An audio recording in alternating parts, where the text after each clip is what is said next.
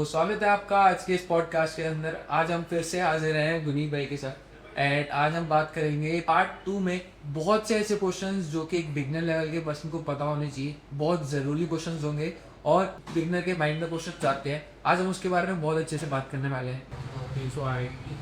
तो आज हम बात करने वाले हैं अनटच्ड क्वेश्चंस के बारे में, जो पूरे इंटरनेट पे अगर आप ढूंढोगे तो बहुत स्कैटर्ड है इंफॉर्मेशन, और कोई किसी ने ठीक चीज़ बताई है तो वो किसी दूसरे चैनल पर है। आज तक अभी से इस पॉडकास्ट से पहले किसी भी चैनल ने एक साथ एक पॉडकास्ट के अंदर ये सभी बातें नहीं करी हुई जो आज हम आपको बताने वाले हैं। ये पॉडकास्ट के अंदर हम आपको वो चीज़ें बताएंगे जो बहुत ज़्यादा ज़रूरी है, हर ट्रेडर को पता होनी चाहिए, लेकिन हर ट्रेडर उसके बारे में नहीं जानता है या उसे पता ही नहीं है कि इन बातों का इतना ज़्यादा इम्पैक्ट होता है फॉरेक्स ट्रेडिंग। ओके, तो ज़्यादा टाइम वेस्ट नहीं करते हैं, स्टार्ट करते हैं अपने पॉडकास्ट को। तो सबसे पहला क्वेश्चन है मेरा गुनीत आपसे कि सबसे ज़्यादा ज़रूरी क्या है, फंडामेंटल्स या फिर टेक्निकल एनालिसिस? देखो, दोनों पार्ट में करते हैं, फंडामेंटल्स भी और टेक्निकल्स। जो ट्रेडर्स होते हैं उनका डिसाइडेड रहता है कि वो किस तरीके का ट्रेड लेके। तो कई ट्रेडर्स होते हैं जो सिर्फ फंडामेंटल एनालिसिस को देखते हैं मेजरली, और कई होते हैं जो मेजरली टेक्निकल को देखते हैं। मोस्टली जो ट्रेडर्स ये वीडियो देख रहे होंगे वो ट्रेडर्स टेक्निकल एनालिसिस करते हैं, क्योंकि जो फंडामेंटल एनालिसिस करके ट्रेड करते हैं वो आपको सिर्फ इंस्टीट्यूशंस में या फिर बड़ी बड़ी कंपनीज के अंदर मिलेंगे। उसकी प्रॉपर पढ़ाई होती है, काफ़ी ज़्यादा मेहनत लगती है उसको सीखने के लिए। और वो ऐसी चीज़ नहीं है कि आप अपने आप इतना ईजिली सीख पाएंगे, उसके लिए काफ़ी ज़्यादा पढ़ाई, काफ़ी ज़्यादा मेहनत की ज़रूरत होती है। बट अगर आप एक टेक्निकल एनालिस्ट भी बनना चाहते हो या आप हो, तो आपके लिए बहुत ज़्यादा ज़रूरी है कि आपको फंडामेंटल्स पता होने चाहिए कि किस दिन में क्या फंडामेंटल्स है। अगर आप जो मेरा ट्रेड करना चाह रहे हो उसका फंडामेंटल्स, पहले मैं आपको बता देता हूँ फंडामेंटल तो टेक्निकल्स पता क्या है। ये सब बनाने से पहले अगर आपको नहीं पता तो फंडामेंटल एनालिसिस क्या होता है कि आज जो कंपनी के इंटरेस्ट रेट हैं, जैसे कंपनीज होते हैं, स्टॉक्स होते हैं, तो कंपनी का इंटरेस्ट रेट क्या चल रहा है, कंपनी के अंदर शेयर्स कितने हैं, कितने लोग हैं, ये सब इक्विटी कितनी है, कितने लोग आज लॉन्ग साइड पे हैं, कितने शॉर्ट साइड पे हैं, बहुत सारी चीज़ें मैटर करती हैं। और फंडामेंटल्स फॉरेक्स की अगर हम बात करें तो फंडामेंटल्स फॉरेक्स के अंदर हो जाती हैं कि जैसे गवर्नमेंट ने इंटरेस्ट रेट क्या तय करे हैं, या फिर फेडरल जो बैंक है उन्होंने क्या इंटरेस्ट रेट दी है। कोई न्यूज़ तो नहीं है आज मेजर न्यूज़, या फिर कोई ऐसी न्यूज़ तो नहीं आने वाली जैसे नॉन फार्म पेरोल्स हो गए। कोई मेजर न्यूज़ तो नहीं है आज उस करेंसी के अंदर। तो उसको बोलते हैं फंडामेंटल एनालिसिस। जो टेक्निकल स्क्रीन को नहीं देख रहे, हम ये देख रहे हैं कि न्यूज़ उसको इम्पैक्ट करेगी, तो कैसे इम्पैक्ट करेगी उसको बोलते हैं फंडामेंटल एनालिसिस। लेकिन अगर हम एक सबको दूर रखते हैं और स्क्रीन के ऊपर उसकी पुरानी मूवमेंट को देखते हुए चेक करें कि टेक्निकली आज हमें क्या लग रहा है, मार्केट किस तरफ जाएगी, कि सपोर्ट कहाँ ले रही है, रेजिस्टेंस कहाँ तक है, फिबोनाची क्या मेरे तक है, या कोई भी इंडिकेटर्स के हिसाब से आपको मार्केट क्या ले रही है, कुछ होता है टेक्निकल एनालिसिस। तो जितने भी टेक्निकल एनालिस्ट होते हैं कई तरह के, ये सब वीडियोस देखते हैं, ज़्यादा में तो लोग फेल होते हैं मार्केट में वो टेक्निकल एनालिस्ट को। कि फंडामेंटल एनालिस्ट बनने के लिए यूट्यूब पे भी वीडियोस बहुत कम, और fundamental analysis it's not easy but it's very important too. तो अगर आप एक टेक्निकल एनालिस्ट हो, आपको बेसिक नॉलेज होनी चाहिए कि आज मेरी जो पेयर है वो फंडामेंटली किस साइड पे है, होल साइड पे है या बियर साइड पे। बुल्स और बियर्स में अगर आपको डिफरेंस नहीं पता तो वो बता देता हूँ मैं आपको। बुल्स होते हैं जब सांड आपको नीचे से सर मारता है तो मार्केट ऊपर की तरफ जाती है, उसको बोलते हैं पुल। भालू जो ऊपर से नीचे की तरफ हाथ मारता है उसको बियर बोलते हैं, मार्केट नीचे जाती है। बुल्स एंड बेयर्स उस करेंसी का चेक करते हैं कि मार्केट किस तरफ है, फंडामेंटली नॉट टेक्निकली। आपने सपोज कीजिए आज आपने ट्रेड करना है USD INR, तो उसके अंदर आपने चेक करा कि आज इन दोनों का फंडामेंटल बुलिश जा रहा है, और आपने अपना टेक्निकल चेक करा, आपका टेक्निकल कह रहा है कि ये बियरिश है, वो नीचे जा रहा है, तो दोनों में मिसमैच।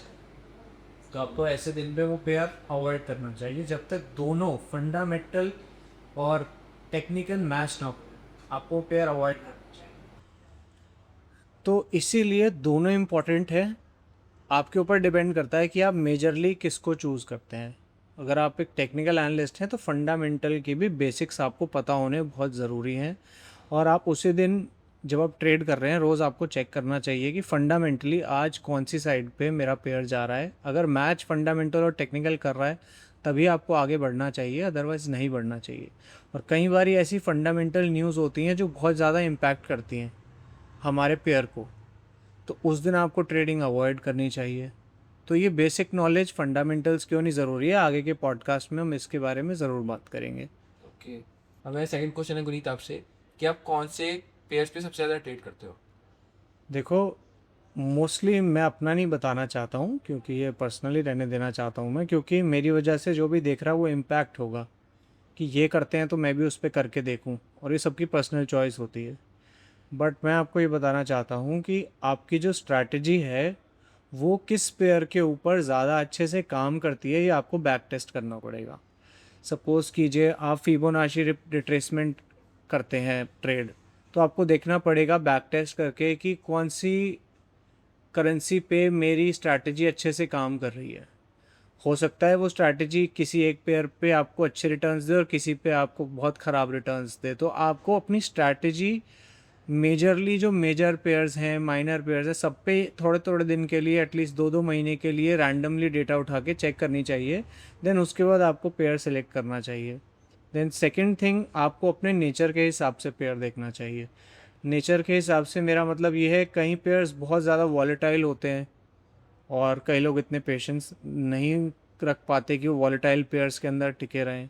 देन कई पेयर्स ऐसे होते हैं जो फेक ब्रेकआउट्स बहुत ज़्यादा देते हैं, तो कई लोगों की स्ट्रैटेजी ऐसी होती है जो फेक ब्रेकआउट्स ही ट्रेड करते हैं। तो इसीलिए आपको अपनी स्ट्रैटेजी के हिसाब से अपने पेयर्स ढूंढने पड़ेंगे। मेजर पेयर्स के अंदर अगर आप ट्रेड करोगे तो उनके अंदर आपको, अगर आपकी स्ट्रैटेजी उसमें काम कर गई अच्छे से तो बहुत अच्छी बात है, क्योंकि वॉलेटिलिटी ज़्यादा होती है। बट उनकी जो स्ट्रैटेजीज़ हैं वो बहुत कॉम्प्लेक्स होती हैं क्योंकि बहुत बड़े बड़े लोग उसके अंदर ट्रेड कर रहे होते हैं। तो आप कोई ऐसा पेयर ढूंढिए जिसके अंदर आपकी टाइमिंग्स सेट हो रही हो, वो सेशंस के अंदर वॉलेटिलिटी रहती हो जहाँ आप रहते हैं उसके हिसाब से। देन सेकंड थिंग इज़ कि आपको वो पेयर समझ आता हो, आपको उसकी चाल अच्छी लगती हो। सबकी पर्सनल चॉइस होती है, सबको सब पेयर्स सूट नहीं करते हैं। जैसे कई लोग कमोडिटी करते हैं तो कई लोग गोल्ड से बहुत डरते हैं, सिल्वर से बहुत डरते हैं, कभी भी नहीं करते। कई लोग क्रूड से डरते हैं, और कई लोग ऐसे होते हैं जो सिर्फ गोल्ड करते हैं, सिर्फ क्रूड करते हैं। या क्रिप्टो से कई लोग बहुत डरते हैं, जैसे मुझे क्रिप्टो बिल्कुल पसंद नहीं आती है, बट कई लोग सिर्फ क्रिप्टो ट्रेड करते हैं। तो डिपेंड करता है कि आपका जो साइकोलॉजी है उसके साथ क्या मैच हो रहा है और आपकी स्ट्रैटेजी के साथ क्या सूट कर रहा है। मेरा तीसरा क्वेश्चन है आपसे कि रिस्क मैनेजमेंट का फॉरेक्स में क्या रोल रहता है? देखो, रिस्क मैनेजमेंट उतना ज़रूरी है जैसे जिम जाने के लिए डंबल्स या जिम बॉडी बनाने के लिए वर्कआउट करना ज़रूरी है, ऐसी ट्रेडिंग के लिए रिस्क मैनेजमेंट ज़रूरी है। अगर आपका रिस्क मैनेजमेंट वीक है तो कुछ नहीं हो सकता। बहुत बड़े बड़े ट्रेडर्स का बेस ही रिस्क मैनेजमेंट होता है। मतलब ट्रेडिंग सक्सेसफुल अगर आपको होना है तो रिस्क मैनेजमेंट ही एक पॉइंट होगा जहाँ पे 90% लोग फेल होते हैं और 10% लोग कामयाब होते हैं। रिस्क मैनेजमेंट हमारा साइकोलॉजी के साथ ख़राब हो जाता है। सपोज़ कीजिए जैसे हमारे ऊपर प्रेशर आया मेंटली, हमारा सबसे पहले जो चीज़ ख़राब होगी वो है रिस्क मैनेजमेंट। जैसे ही सपोज़ कीजिए मार्केट ने आपको 4 से 5 बार लगातार लॉसेस दिए, छठी बारी आपका रिस्क मैनेजमेंट ख़राब हो जाएगा, और जिसका वो नहीं होगा वो कामयाब ट्रेडर बन जाता है। इसलिए risk management is very important. आप रिस्क मैनेजमेंट के बारे में कंप्लीट एक वीडियो बनानी पड़ेगी हमें जिसमें हम रिस्क मैनेजमेंट की बात करेंगे, तो वो एक बिल्कुल अलग टॉपिक हो जाएगा। बट रिस्क मैनेजमेंट के बारे में आप जितना पढ़ सकते हो, जितना सुन सकते हो सुनिए, बहुत अच्छी चीज़ है। और सबसे बढ़िया बात है, रिस्क मैनेजमेंट के ऊपर कोई कोई भी वीडियो बना रहा होगा वो गलत नहीं होगी। ये एक ऐसा टॉपिक है, यूट्यूब के ऊपर किसी की भी रिस्क मैनेजमेंट के ऊपर वीडियो देख लो ठीक होगी। तो रिस्क मैनेजमेंट तो आपको अपने आप को इतना ब्रेन वॉश करना पड़ेगा, आपकी जो आज साइकोलॉजी है वो ब्रेन वॉश करनी पड़ेगी, ताकि आपको रिस्क मैनेजमेंट जैसे फॉरेक्स में ज़रूरी है वो आपके अंदर, आपकी नसों के अंदर घुस जाए। अच्छा, मेरा आपसे एक पर्सनल सवाल है कि जब आप लॉस में जाते हो तो आप अपने इमोशंस को कैसे संभालते हो उस टाइम पे? देखो, अगर स्टार्टिंग में जब आप ट्रेड करना शुरू करते हो और आपको लॉस होता है, तो वो ऐसा होता है जैसे आपका ब्रेकअप हो गया हो। इतना बुरा फील होता है जैसे आपका फर्स्ट गर्लफ्रेंड से ब्रेकअप हुआ हो। अब आप अंदाज़ा लगा सकते हो कितना बुरा लगता है। तो आपको क्या है ना, लॉसेस की हैबिट बनानी पड़ती है। आपको ज़्यादा से ज़्यादा प्रैक्टिस करनी होती है और छोटे छोटे लॉसेस लेने पड़ते हैं, क्योंकि अगर आपको लॉसेस नहीं होंगे आप रेडी नहीं हो पाओगे। साइकिल चलाते हैं तो गिरते हैं, तो गिरते हैं तो सीखते हैं। अगर कोई सोचे मुझे गिरना ही नहीं है और मैं साइकिल चलानी सीख जाऊंगा, तो ये तो पॉसिबल नहीं है।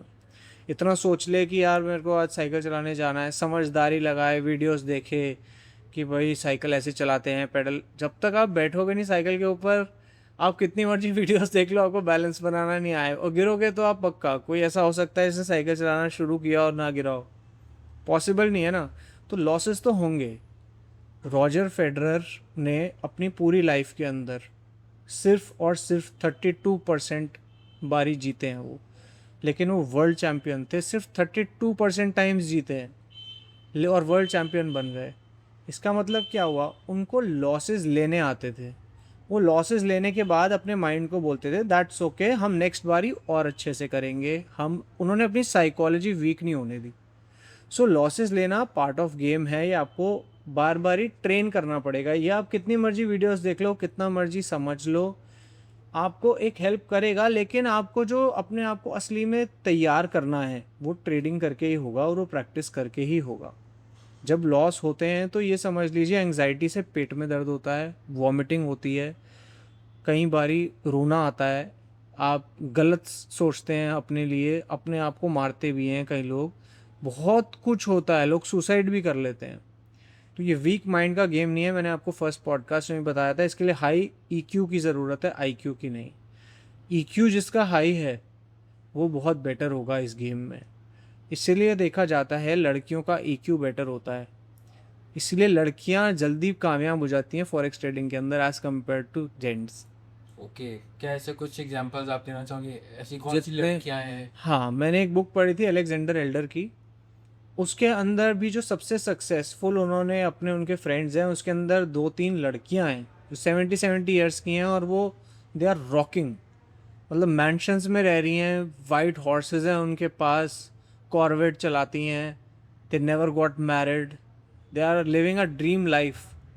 क्यों? क्योंकि they are stick to their plans. उनको मेल्स बेवकूफ़ लगते हैं when they listen to our stories that लड़कों ने दोबारा से रिस्क मैनेजमेंट की गलती करी, या यार उनके फ्रेंड ने ऐसा किया। They feel that we are stupid.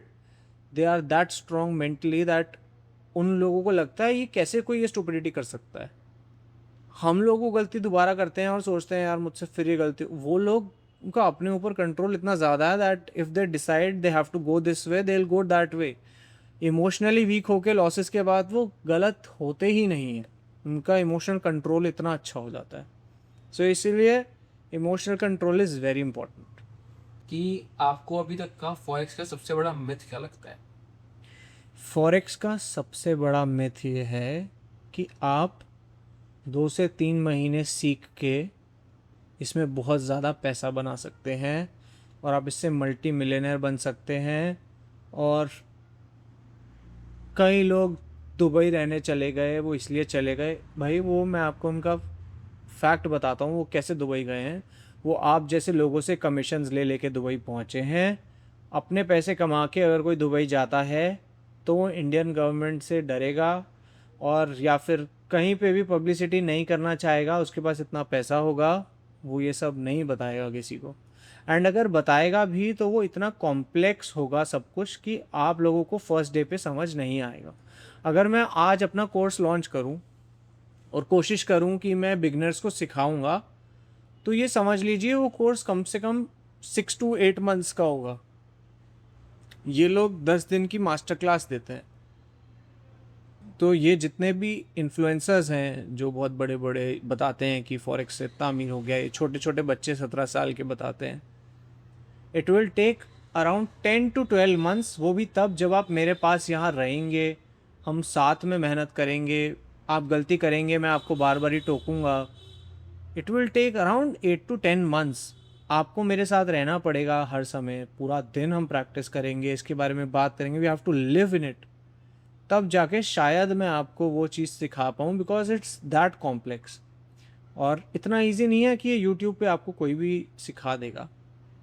अगर आपको समझना है कि मैं किस लेवल की बात कर रहा हूँ, किस कॉम्प्लेक्सिटीज़ की बात कर रहा हूँ, तो आप हमारा फर्स्ट पॉडकास्ट सुनना।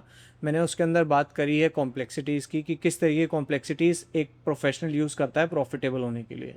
प्रॉफिटेबिलिटी ढूंढना बहुत मुश्किल है। और एक सबसे बड़ा मिथ जो आप बात करते हो ना, कि आपका विन रेट उनका 70% है, उनका 80% है, that's the biggest myth I think.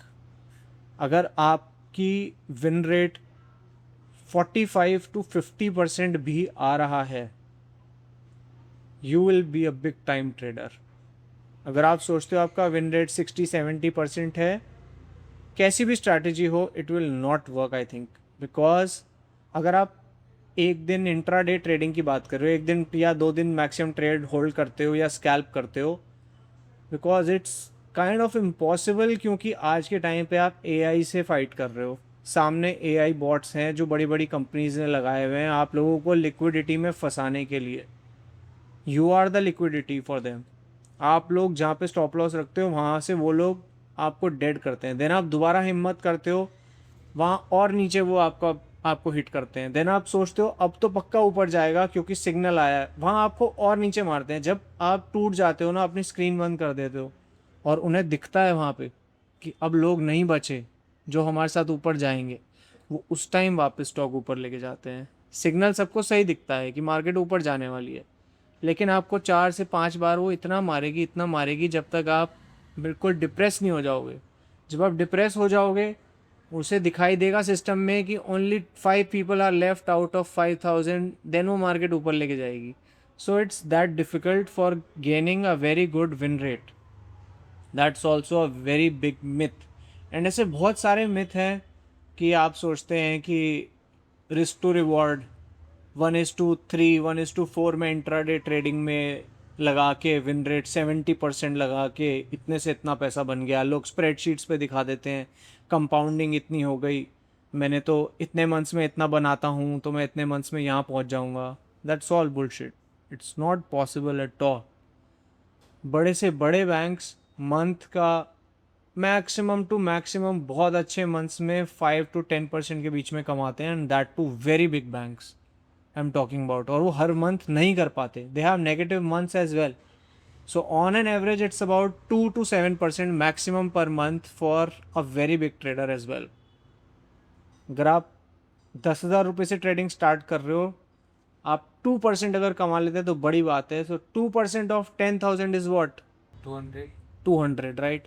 So if you earn 200 rupees a month, it's good. But पूरे महीना आप मेहनत करके 200 रुपये आपको मिले, आप मेहनत करने के लिए रेडी हो जाओगे? पूरा मंथ आपको, पूरा सुबह से रात तक आप मेहनत करोगे, 200 रुपये आपको मिलेंगे, क्योंकि आपकी कैपिटल छोटी है। इसका हैक मैं आपको बताऊंगा, इसके ऊपर हम प्रॉप फर्म्स के ऊपर एक पूरी कंप्लीट वीडियो बनाएंगे, उसमें हम बात ज़रूर करेंगे। अगर आपको देखनी हो प्रॉप फर्म्स के ऊपर वीडियो, तो कमेंट में लिखिएगा प्रॉप फर्म्स, हम उसके ऊपर जल्दी वीडियो लेके आते हैं। तो ये साइकोलॉजी ख़राब हो जाती है। हम एक्सपेक्ट करते हैं कि मैंने 10,000 लगाए हैं तो एटलीस्ट 5,000 तो निकाल लूँ। आप 50% निकालने का सोच रहे हो तो आपका क्या होगा? आपके 10,000 भी चले जाएंगे। लोग, सपोज कीजिए आपके पास 1 लाख रुपीज़ है, it's a good amount in India, it's not less for starting. 2% आपको पर मंथ कमाना है, कितने पैसे कमाओगे आप? 2000। 2,000। 2,000 रुपीज़ कमा के खुश हो आप मंथ के? पूरा टाइम आप बैठे हो, पढ़ रहे हो, सीख रहे हो, just 2,000 rupees? No. No. And 1 lakh से ज़्यादा मुझे लगता नहीं कोई इतना इजीली ला पाता है ट्रेडिंग में इन इंडिया, क्योंकि यहाँ पे पर कैपिटा इनकम बहुत कम है। अफ्रीका से पीछे चल रहे हैं हम लोग, करेक्ट? सो अब आपने 10 लाख रुपीज़ लगाए सपोज कीजिए फॉरेक्स ट्रेडिंग में, जो कि बहुत कम लोग लगाते हैं एकदम आते ही। अब 10 लाख रुपीज़ में 2% कितना होता है? 20,000 रुपीज़। 10 लाख रुपये आप लगा रहे हो, 20,000 रुपीज़ आप पर मंथ निकाल रहे हो, आपको लगेगा मैंने 10 लाख रुपये लगाए हैं जस्ट 20,000 रुपये कमाने के लिए। अगर आप 10 लाख रुपये फॉरेक्स में फर्स्ट डे लगा रहे हो, that means you are coming from a good family. That means your family is earning around 10 to 20 lakhs a month. इसीलिए उन्होंने आपको स्टार्टिंग 10 lakhs दे दिए कि चल प्रैक्टिस कर ले। तो आपको 20,000 तो आपके लिए बहुत छोटी वैल्यू है। आपके पास फ़ोन ही 1 लाख का होगा जब आपने 10 लाख रुपए फर्स्ट दिन ट्रायल के लिए लगाए हैं आपने। तो 20,000 तो आपको लगेगा यार मैं 20,000 कमाने के लिए बैठा हूँ। व्हाट यू विल डू, आप बड़े लॉट साइज ट्रेड करने लगोगे। उससे क्या होगा, आपके 10 लाख भी चले जाएंगे। फिर आप कहोगे forex is a bad thing. आप लाइफ में सबको कहोगे इससे बुरा कुछ है ही नहीं, क्योंकि हमारी अनरियलिस्टिक एक्सपेक्टेशंस होती हैं, तो उससे हमारा अकाउंट उड़ जाता है। As simple as that. Okay. And ऐसे बहुत से लोग भी हो जाते हैं, जब वो उनका लॉस होता है तो वो भी इन्फ्लुएंसर बन जाते हैं एंड आके उसके ऊपर वीडियोस बनाते हैं कि ये नहीं करना चाहिए, ये नहीं करना चाहिए। तो ऐसे लोग भी आपको मिल सकते हैं यूट्यूब पे, अगर आप ढूंढोगे तो मिल भी जाएंगे। बट अगर आपको अपनी जर्नी को सेफ रखना है, तभी हम लोगों ने ये पॉडकास्ट स्टार्ट करा है कि जिससे हम आप लोगों को एक गाइड कर सकें और हम आपको एक प्रॉपर रोड मैप तक आपको पहुंचा सके कि हाँ, आप लोग फॉरेक्स ट्रेडिंग कैसे कर सकते हो, क्या क्वेश्चंस एक पर्सन के माइंड में आते हैं। तो हम लोगों ने ऐसे ही पर्सन को चूज़ करा है जो कि हमें इसको प्रॉपरली गाइड कर सके लोगों को। कंसिस्टेंसी कैसे बनाएं अगर मार्केट अनप्रिडिक्टेबल हो तो? अगर मार्केट अनप्रडिक्टेबल है तो सबसे पहला पार्ट ये है कि आप मार्केट से दूर हो जाओ।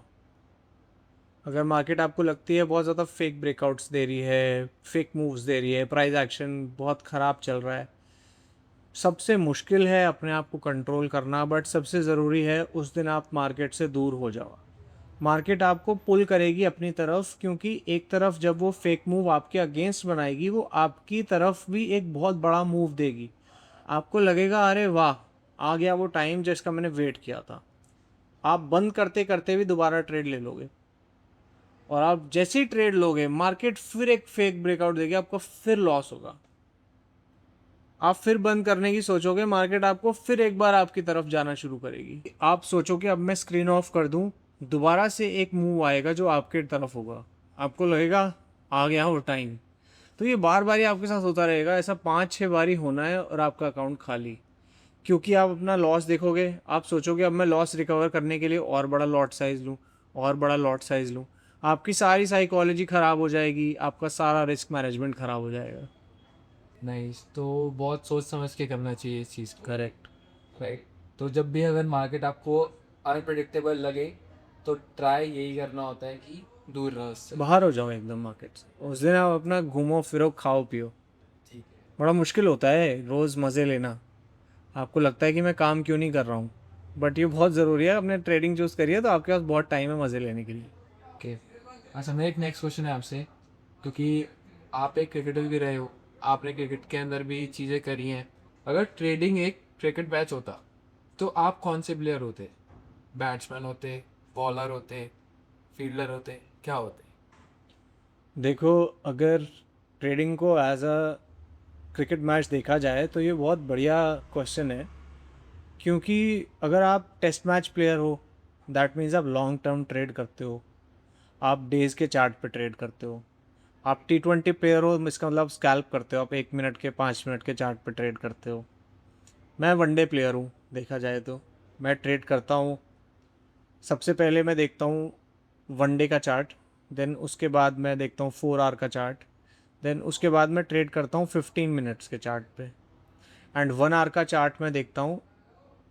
तो मैं 15 मिनट, 1 आवर, 4 आवर और वनडे चारों चार्ट्स देखता हूँ। वीकली मैं नहीं देखता हूँ।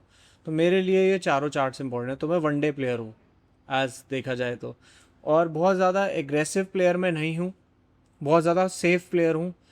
वनडे में मैं ऐसा हूँ, जैसे समझ लीजिए चेतेश्वर पुजारा को आप वनडे खिला दो तो अच्छे रन्स बना सकता है वो भी, क्योंकि 50 ओवर्स बहुत बड़ा टाइम है।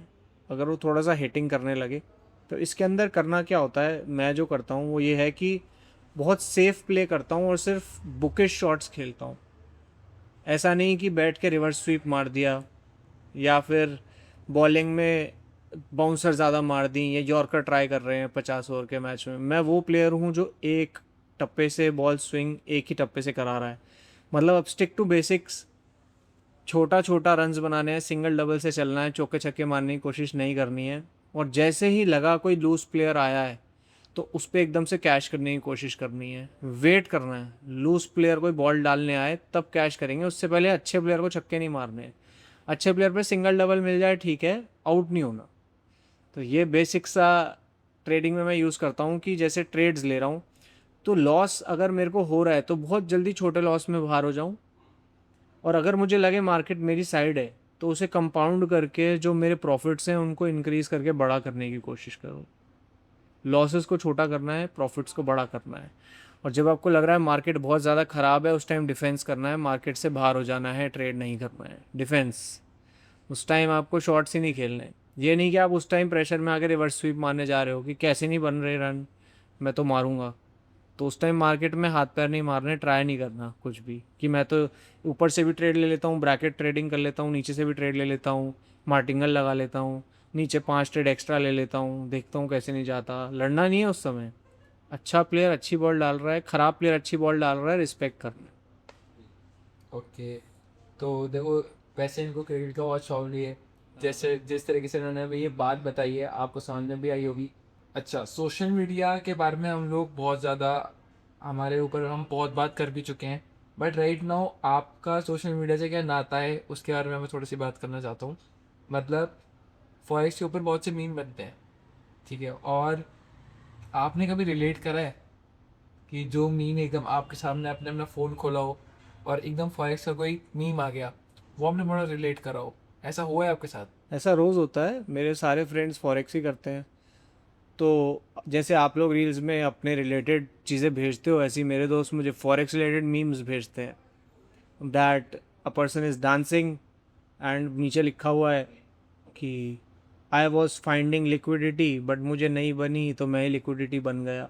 तो ऐसे बहुत अजीब अजीब मीम्स आते हैं तो भेजते हैं लोग, खूब सारे मीम्स भेजते हैं। ओके, तो कभी डीमोटिवेशन फील नहीं हुआ? डीमोटिवेशन देखो हर काम में कभी ना कभी आपको फील होगा। आप भी काम करते हो, जो लोग देख रहे हैं वो भी काम करते हैं, हर काम में कभी ना कभी ये तो फील होगा। आप सेल्फ डाउट करोगे कि क्या मैं कर रहा हूँ, ठीक कर रहा हूँ, यार बहुत टाइम हो गया, अब तो छोड़ दे, अब नहीं हो रहा, कुछ और देख ले। तो कुछ ना कुछ डिमोटिवेशन तो लाइफ में रहता ही है, बट आप कितने ऑप्टिमिस्टिक हो वही आपको आगे लेके जाएगा। आप ऐसे बार बार ही चीज़ें स्विच करते रहोगे तो कभी सक्सेस मिल नहीं पाएगी।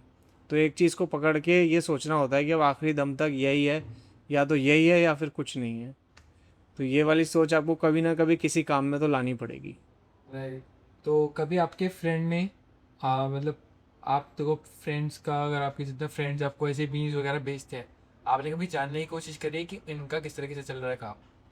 देखो, कोई भी फॉरेक्स में बताता नहीं है, मैं तो बिल्कुल सच बोल देता हूँ। मुझे पता नहीं लोग क्यों इतना छुपाते हैं, बट जितने लोगों को मैंने देखा है जो बहुत सक्सेसफुल हैं, वो लोग यही बोलते हैं कि वो 2 से 3% कमा रहे हैं मंथ का। इससे ज़्यादा मैंने किसी का नहीं सुना है। और जो लोग काफ़ी सारे फेक हैं, वो लोग बोलते हैं मैं 20 लाख कमा रहा हूँ, 30 लाख कमा रहा हूँ, 40 लाख कमा रहा हूँ, और वो 40 लाख किस तरीके से कमा रहे हैं वो उन्हें भी पता है और मुझे भी पता है। तो इसीलिए नॉलेज तो सबको हो जाती है, मुझे भी नॉलेज है, but I am not profitable yet.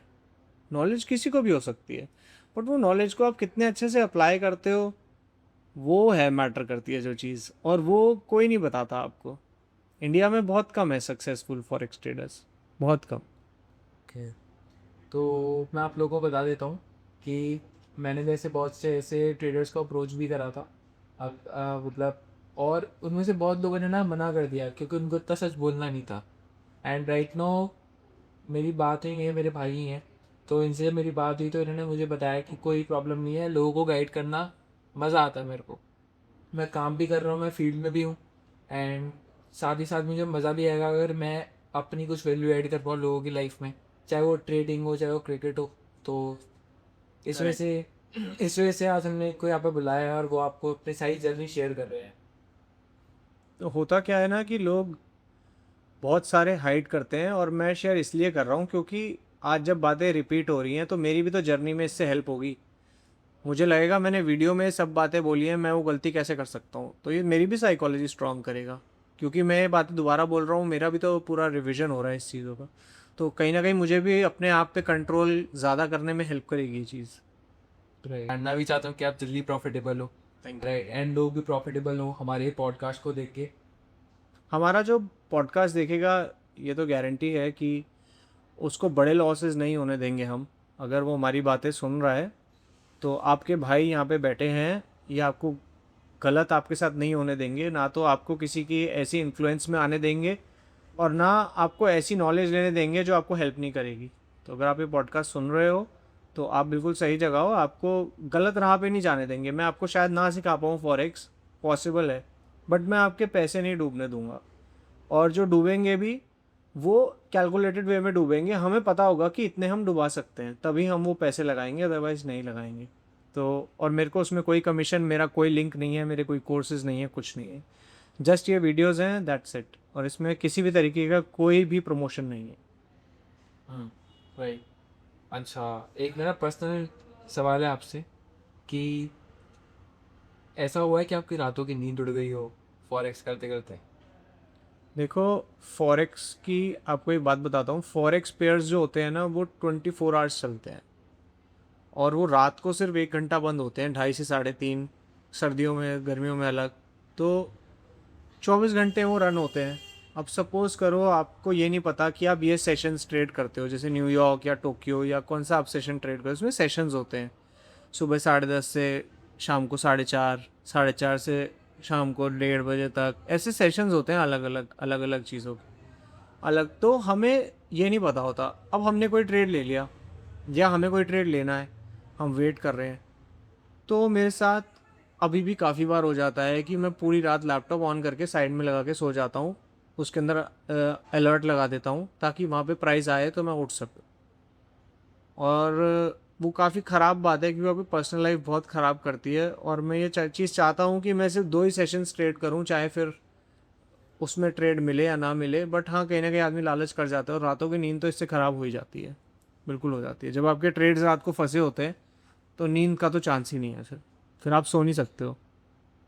Okay, तो आप लोग भी कमेंट्स में ज़रूर बताइएगा कि कितनों की नींद उड़ चुकी है मतलब ये करते हुए।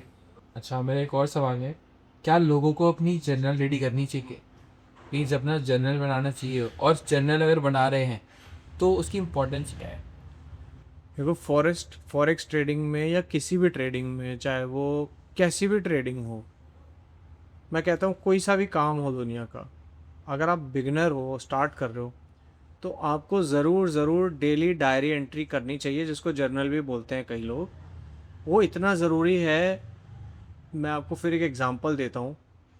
इतना ज़रूरी है जैसे आपकी गाड़ी में ब्रेक्स, गाड़ी में बिना ब्रेक्स के जैसे आप चल नहीं सकते, ऐसी किसी भी काम में जो भी टेक्निकली आप कर रहे हो, उसके अंदर आपके पास डेली डेली आप एंटर नहीं कर रहे हो कहीं पे कि आज आपने क्या किया और क्या गलती करी, किस टाइम करी और क्या आपको ठीक करना है। अगर आप ये नहीं लिख रहे हो, रोज़ मेंटेन नहीं कर रहे हो ये सब चीज़ें, तो आप कभी भी सुधर नहीं पाओगे। अगर आप डेली अपनी गलतियाँ कहीं पे नोट डाउन कर रहे हो एंड देन आप उसको पढ़ लेते हो, तो आपका जो गलतियाँ होनी है वो ख़त्म हो जाएंगी एक टाइम के बाद। ये बड़ा बोरिंग स्टेप है बट बहुत इंपॉर्टेंट स्टेप है। जर्नल मेंटेन करना मतलब रिस्क मैनेजमेंट के बाद सेकंड स्टेप में इसी को मानूंगा जो इम्पोर्टेंट है। ओके, सो हम बहुत ज़रूरी स्टेप है ये अपने आप में, बिकॉज मैं भी, जब भी मेरे को भी, मैं भी गाइस अपनी एडिटिंग एजेंसी रन करता हूँ, तो उसके लिए भी मुझे प्रॉपरली रात को बैठता हूँ, सोने से पहले मैं अपनी एक जर्नल रेडी करता हूँ, अपनी डायरी लिखता हूँ। उसमें मैं लिखता हूँ कि आज मैंने क्या क्या चीज़ें सीखी, या फिर मैं अपने आप से कुछ क्वेश्चंस पूछता हूँ, और वो क्वेश्चंस मेरे को डेली बेसिस में जब मैं सुबह उठता हूँ तो मैं पढ़ता हूँ। उसने मेरे को हमेशा एक स्टेप आगे ही करा है। तो हम सब लोगों को ज़रूरी है एक डायरी, छोटी सी डायरी अपने पास रखा करो एंड उसको प्रिपेयर करो। इससे क्या होगा, आप लोगों की लाइफ में डिसिप्लिन मेंटेन होगा, साथ में कि आपने कितना पीछे, मतलब कितने काम आपने करे हैं और कितना काम नहीं कर पाए, वो भी आपको दिमाग में रहेगा कि हाँ मुझे ये चीज़ें मेरी रह गई हैं, तो मुझे इसे भी कंप्लीट करना है, और प्रायोरिटी बेसिस पे आप वो भी कंप्लीट कर लोगे। करेक्ट। हाँ, तो मैं का बात कर रहा था कि एक बिगनर है कोई, जिसने अभी अभी रिसेंटली स्टार्ट करा है ट्रेडिंग करना, आप उसे क्या एडवाइस देना चाहोगे कि जिससे कि वो बहुत समझ समझ के आगे के स्टेप्स रखे? देखो, जो भी बिगिनर है, मैं चाहता हूँ कि वो डेमो ट्रेडिंग करे, और डेमो ट्रेडिंग में एटलीस्ट 3 महीने तक लगातार रोज़ अगर वो ट्रेड ले रहा है और 3 महीने के बाद उसके प्रॉफिटेबली वो निकल रहा है और वो इवन 4% उसने टोटल प्रॉफिट कमाया है, और ड्रॉडाउन जो है उसका वो 5% या 10% से ज़्यादा नहीं है, तो उसे पैसा डालना चाहिए, वरना नहीं डालना चाहिए। बेसिक थंब रूल है फॉरेक्स का। दोबारा बता देता हूँ आपको, 5 to 10% से ज़्यादा ड्रॉडाउन नहीं होना चाहिए, एंड 2 से लेके 4% तक भी मिनिमम अगर आपका रिटर्न्स है, और 3 महीने तक आपने रोज़ मार्केट देखी है, रोज़ आप सुबह बैठे हैं, रोज़ ट्रेड किया है डेमो में, देन आप ट्रेड में प्रॉफिट, देन आप ट्रेडिंग कर सकते हो, स्टार्ट पैसा लगा सकते हो, अदरवाइज पैसा नहीं लगाना चाहिए। ओके, तो ये बात आप लोग बिल्कुल याद रखना। अगर आप एक न्यू हैं या अगर बिगिनर स्टार्ट कर रहे हो ट्रेडिंग को, जो हमारा मेन कोर है हम बस यही चाहते हैं कि आप लोगों को प्रॉफिटेबल भले ही हम ना बना पाएँ, लेकिन आपको हम लोग एक ऐसा ज्ञान देना चाह रहे हैं, एक ऐसी प्रॉपर आपको स्टडी देना चाह रहे हैं जिससे आप लोग आराम से अपनी लाइफ में अगर ट्रेडिंग कर रहे हो तो उसे बहुत अच्छे से आगे स्टेप बाय स्टेप प्रॉपरली उसको इस पॉडकास्ट का यूज़ करके आप लोग कर सको। हाँ, आपका लॉस नहीं होना चाहिए। आप कभी फॉरेक्स कर रहे हो, राइट? अगर आपको कोई पर्सन एज अ मेंटोर मान ले और वो आपसे कहे कि आप मुझे एज अ मेंटोर बनकर आप मुझे गाइड करो, राइट? मैं पॉडकास्ट की बात नहीं कर रहा हूँ, मैं बात कर रहा हूँ अगर कोई पर्सन आपसे पता लगे उसको कि आप फॉरेक्स सिखाते हो और वो आपके पास आता है, आप फॉरेक्स सिखाते हो, तो आप उससे चार्ज करोगे या फिर आप उसको कहोगे कि मैं सिर्फ आपको गाइड कर सकता देखो, मैं ना तो गाइड करूँगा और ना चार्ज करूँगा, क्योंकि मैं खुद ट्रेड करता हूँ, इसलिए मेरे पास टाइम नहीं है, और ये हम कंटेंट भी बनाते हैं, तो मेरे पास बिल्कुल भी टाइम नहीं है, और ना मेंटल स्टेट है कि मैं सेम बातें बार बार ही किसी को सिखाऊं या टाइम लगाऊं। मैं लाइफ में ये कभी भी नहीं करना चाहूँगा। अगर कोई, ये जो पॉडकास्ट हम रिकॉर्ड कर रहे हैं इसीलिए कर रहे हैं कि अगर किसी को हेल्प चाहिए तो वो ये देख सकता है, otherwise I am not interested to teach anybody. हूँ। ओके, भले वो आपको ज़्यादा से ज़्यादा चार्ज करे तो। हाँ, कोई कितने भी पैसे दे, मैं नहीं करना चाहूँगा, और इतने पैसे कोई देगा भी नहीं ना जितने मुझे चाहिए, वो फॉरेक्स ही देगा जितने मुझे पैसे चाहिए। राइट। तो और मुझे भी कॉन्फिडेंस नहीं आएगा, क्योंकि मैंने भी अभी बहुत पैसे नहीं कमाए फॉरेक्स से, तो मैं किसी को कैसे सिखाऊंगा। अच्छा, एक बिगनर अगर ये 1 साल का रोड मैप बनाना चाहे तो उसको क्या क्या चीज़ें माइंड में अपने रखनी चाहिए? सबसे पहले डेमो ट्रेड करना है 3 महीने के लिए लगातार, रियल डेटा के ऊपर। आप सबसे पहले मेटा ट्रेडर 5 डाउनलोड कर लो, उसके अंदर डेमो अकाउंट खोल लो। डेमो अकाउंट के अंदर आप रोज़ ट्रेडिंग करो, रेगुलर, सब वो चीज़ें करो जो आप प्रोफेशनली, आपके पैसे होते तो आप करते। एंड ड्रॉ डाउन आप देखो, जो मैंने आपको पहले बताया था, आपका 5 से 10 से ज़्यादा नहीं जाना चाहिए 3 महीने के अंदर। 2 से 4% अगर आप रिटर्न बना रहे हो, इट्स गुड। यही आप बार बार ही हर 3 महीने में गोल बनाओ। आपका ड्रॉ डाउन जैसे ही 10% से नीचे जाए, दोबारा से मंथ शुरू कर दो। तो यही अपना रोड मैप बनाते रहो, पढ़ते रहो, मेहनत करते रहो, और जब तक आप प्रॉफिटेबल ना हो जाओ 3 मंथ्स के बाद, ट्रेडिंग मत करो। तो ये थे मेरे कुछ आज के क्वेश्चंस।